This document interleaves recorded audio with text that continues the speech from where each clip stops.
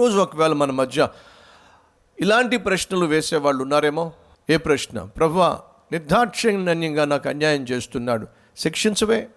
నిర్దాక్షిణ్యంగా నాకు వ్యతిరేకంగా పన్నాగాలు పన్నుతున్నాడు, నా మీదకు కాలు రువ్వుతున్నాడు, నాకు నష్టాన్ని కల్పించాలని ఆశపడుతున్నాడు, నాశనాన్ని చూడాలని ఆశపడుతున్నాడు, ఉద్యోగంలో అన్యాయం జరుగుతుంది, కుటుంబంలో అన్యాయం జరుగుతుంది, అమాయకురాలను చేసి అనేక మంది నా జీవితంతో ఆటలాడుతున్నారు, పేదవాణ్ణి అని చెప్పి కాస్త పలుకుబడి ఉన్నవాడు నా మీద పెత్తనం చేస్తున్నాడు, నాకున్న సమస్తాన్ని పోగేసుకుంటున్నాడు, నా జీవితంలో అన్యాయం జరుగుతుంది, నువ్వు మౌనంగా చూస్తావేమిటి?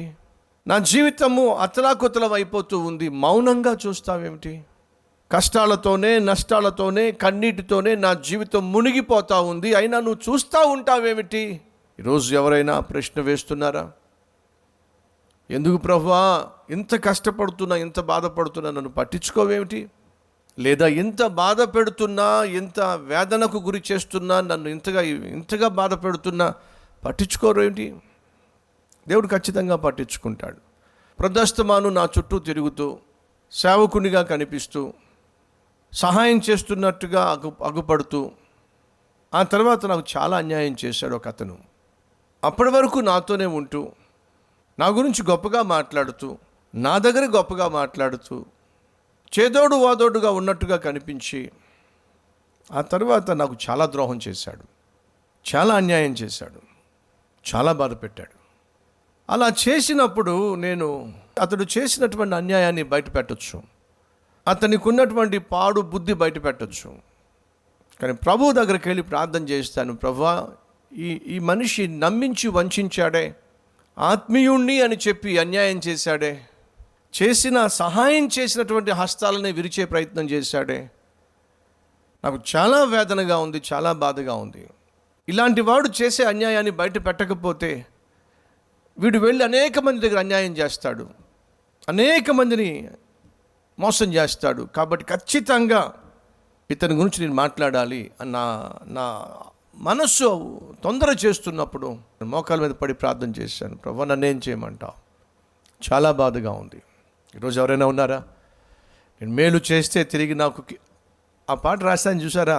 చేసిన మేలే కీడుగా మారే, చూపిన ప్రేమే చేదుగా మిగిలే.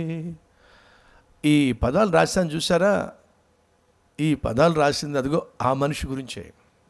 ఆ రోజుల్లో ఆ మనిషి చేసినటువంటి అన్యాయాన్ని తట్టుకోలేక ఈ పాట రాశాను. మేలు చేస్తే కీడు చేశాడేమిటి, ప్రేమను చూపిస్తే చేదు అనుభవాన్ని మిగిల్చాడేమిటి అని చెప్పి ప్రభు దగ్గరికి వెళ్ళి ప్రార్థన చేశాను. అంతకన్నా ఏం చేయగలను చెప్పండి? ఆ రోజు ప్రభు నాతో మాట్లాడాడు. ఏంటో తెలుసా? నీకు ఇచ్చిన సేవ నువ్వు చేయి, అతని సంగతి నేను చూస్తాను. నీకు ఇచ్చిన సేవ నువ్వు చేయి, అతన్ని ఎలా శిక్షించాలో అలా శిక్షిస్తాను. నీకు అన్యాయం చేసిన వాడి గురించి ఆలోచిస్తూ, నీకు ద్రోహం చేసిన వాడి గురించి ఆలోచిస్తూ, నేను నీకు ఇచ్చిన విలువైన సేవను, విలువైన సమయాన్ని ఎందుకు పాడు చేసుకుంటావు? అతని సంగతి నేను చూసుకుంటాను, నా సేవ సంగతి నువ్వు చూసుకో. దేవుడు నాతో మాట్లాడాడు. నా హృదయంలో ఉన్న భారం అంతా దిగిపోయింది. ఈరోజు మన మధ్య ఎవరైనా ఉన్నారా? పలానా వ్యక్తిని కూర్చో, పలానా స్నేహితుని కూర్చో, పలానా బంధువుని కూర్చో, పలానా సేవకుని కూర్చో, నీ హృదయంలో వాళ్ళు చేసినటువంటి మోసాన్ని బట్టో, చేసినటువంటి గాయాలను బట్టో భారాన్ని సహించలేక అల్లాడిపోతుందా? ఏం చేయాలి? దేవుని దగ్గరికే వెళ్ళాలి. జవాబు దొరకని ప్రశ్నలు ఉన్నాయా? కనుచూపు మేరల్లో సమాధానం దొరకనటువంటి సమస్యలు ఉన్నాయా? ఎవరికీ చెప్పుకోలేనటువంటి వేదనకరమైనటువంటి విషయాలు ఉన్నాయా? అది ఏం చేయాలి? వీటిని వినగలిగిన, వీటికి జవాబు ఇవ్వగలిగిన, నీ సమస్యలకు పరిష్కారాన్ని ఇవ్వగలిగిన ప్రభు అని యేసుక్రీస్తున్నాడు. అక్కడికే వెళ్ళాలి. అక్కడికే వెళ్ళి నీ మదిలో, హృదయలో పుట్టుకొస్తున్నటువంటి ప్రశ్నలన్నిటినీ ఆయనతో పంచుకోవాలి. ఎందుకంటే ఆయన కంటే మంచి స్నేహితుడి లోకంలో ఎవరున్నారు?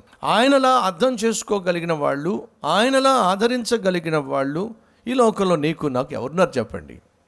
ఆ రోజు అదే చేశాను. మా సహోదరుడా, సహోదరి, ఇది బహుశా దేవుడు నీకు కూడా చెప్తున్నాడేమో. నువ్వేమీ చేయాల్సిన అవసరంలా, నీకు ఇచ్చిన సేవ నువ్వు చేసుకుంటూ ముందుకెళ్ళు, నీకు ఇచ్చిన పని నువ్వు చేసుకుంటూ ముందుకెళ్ళు. నిన్ను నిందించిన వారి సంగతి నేను చూసుకుంటాను, నిన్ను భయపెట్టిన వారి సంగతి నేను చూసుకుంటాను, నిన్ను బాధించిన వారి సంగతి నేను చూసుకుంటాను, నిన్ను అవమానించిన వారి సంగతి, నిన్ను విమర్శించిన వారి సంగతి నేను చూసుకుంటాను. నేను నీకు ఇచ్చిన పని నువ్వు చేసుకుంటూ ముందుకెళ్ళు.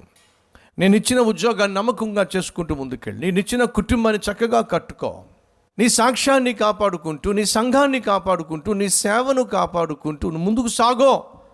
నా జీవితంలో అదే చేస్తాను.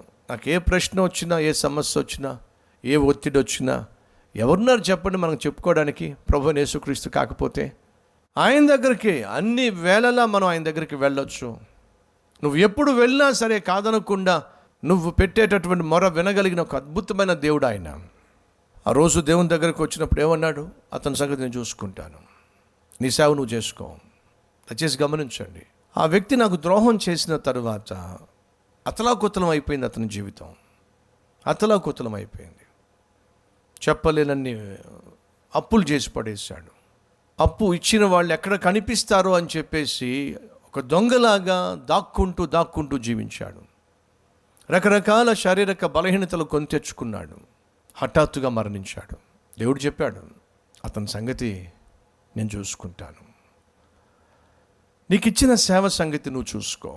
ఈరోజు సహోదరి సహోదరులు, శిక్షించటమైనను పగ తీర్చుకోవడమైనను అది నీ పని, నా పని కాదు, దేవుని పని. కాబట్టి ఎవరెవరిని కూర్చో అనవసరంగా నీ మదిలో, నీ హృదయలో బాధ వేదన పెట్టుకొని ప్రతినిత్యము నీ జీవితాన్ని బరువుతో నింపుకోవడం కంటే, మోయ సఖ్యము కానీ భారంతో నువ్వు జీవించటం కంటే నీకున్న బరువు అంతటిని కూడా దేవుని సొంత దించేసాయి, జవాబిస్తాడు. మరలా మీతో పంచుకుంటున్నాను, దేవుడు మౌనంగా ఉన్నట్టుగా కనిపిస్తున్నాడు కానీ మౌనంగా మాత్రం లేడు. ఆయన ఖచ్చితంగా శిక్షించవలసిన వారిని శిక్షిస్తాడు అని చెప్పడంలో ఏ సందేహము లేదు. ఎందుకంటే నేను శిక్షిస్తాను అని సెలవిచ్చిన దేవుడు శిక్షించాడు కాబట్టి ఖచ్చితంగా శిక్షిస్తాడు. నాయన, మేము నీ శిక్షకు మమ్మల్ని అప్పగించుకున్నట్లయితే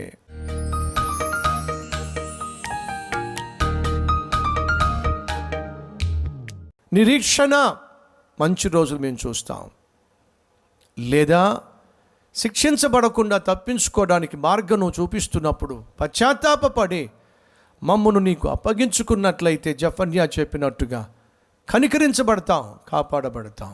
ఈ వాస్తవాన్ని, సత్యాన్ని ప్రతి ఒక్కరు గ్రహించి గమనించి తమ హస్తాన్ని నీకు చూపిస్తున్న ప్రతి ఒక్కరిని రక్షించమని యేసు నామం పేరట వేడుకుంటున్నాం తండ్రి, ఆమెన్.